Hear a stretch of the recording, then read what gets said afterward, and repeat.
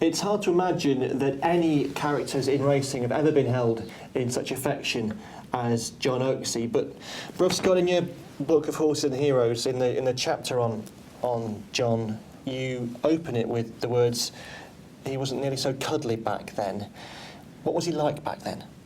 Well, he was terrific and immensely funny, very positive, very, very bright.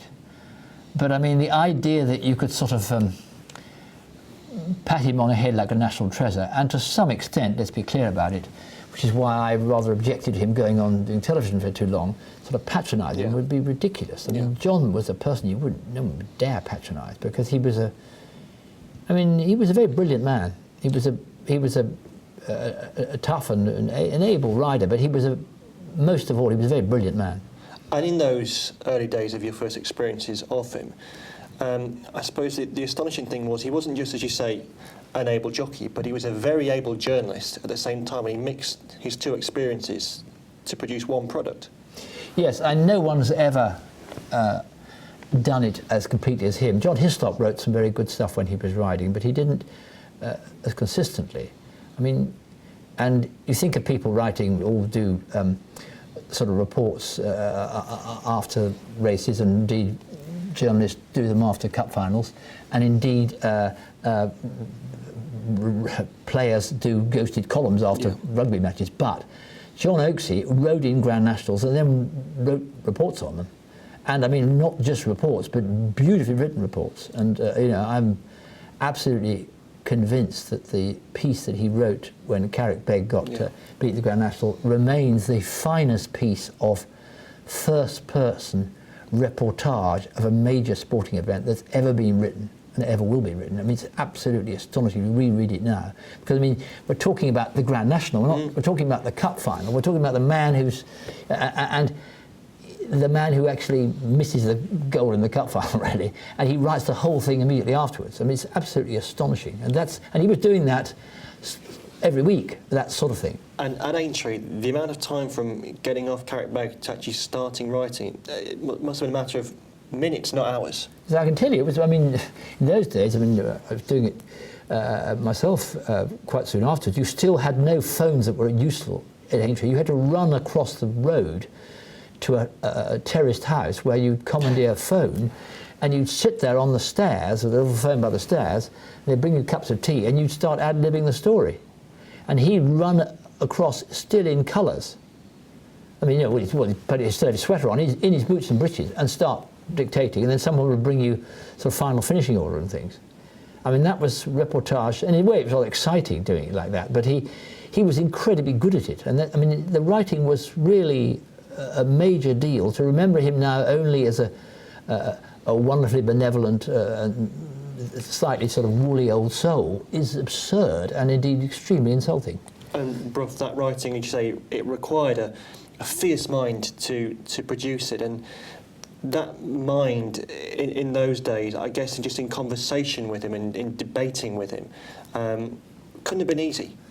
Well, yes, but he was always very generous and very friendly. But he was, I wouldn't say fiery, but he came from a history of top lawyers. His father afterwards was the chief judge at Nuremberg.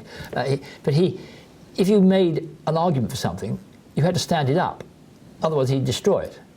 And if you wanted to sort of poo-poo something he said, then you had to debate it. And of course that made long journeys to Redcar or something very stimulating. And I mean, I can tell you, he could suddenly bring you great chunks of P.G. Woodhouse or Tennyson or something, and he could do great bits of Richard III, and I can remember, I mean, I was unbelievably blessed to have him as a travelling companion. I mean, we used to laugh so much. It was quite embarrassing for anybody in the same carriage as well that you really into him when we were around.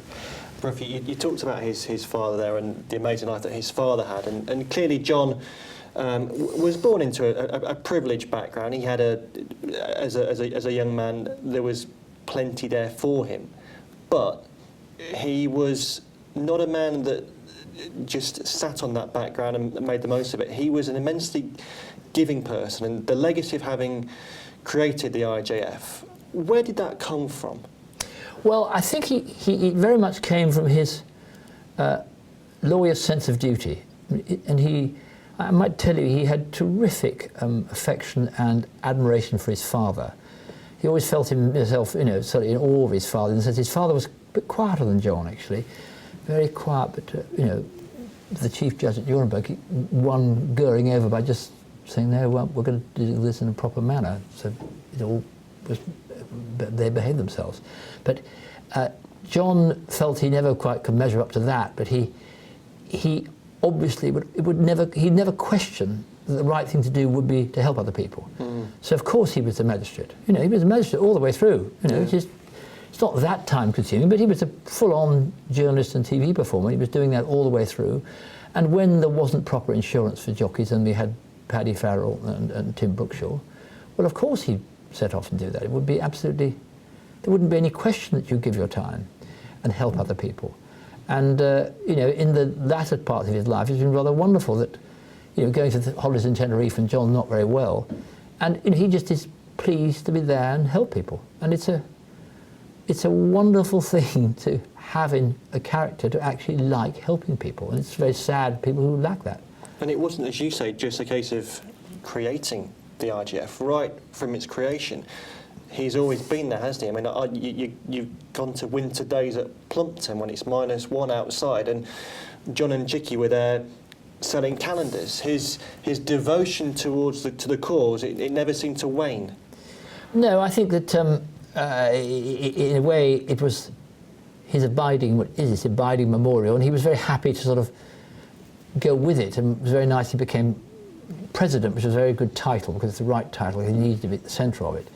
And it kept him there, but as you know, in the last years, things weren't as clear as they had been. So he was happy to be around where people, he knew where he was, and people knew him, and he would like the warmth of affection that people came to him, and they would, of course, love the affection that came back. And Bruff, what would be your abiding memory of John Oaksey after knowing him for decades and decades and decades? Well, the first thing is the absolute disgrace of him beating me in the Horse and Hound Cup at Stratford all those years ago, when I looked much the most stylish at jumping the last fence, and somehow he managed to win it. I can't understand why. And the abiding memory is of the most brilliant and engaging and principled of companions, and a man that one was unbelievably lucky to be near.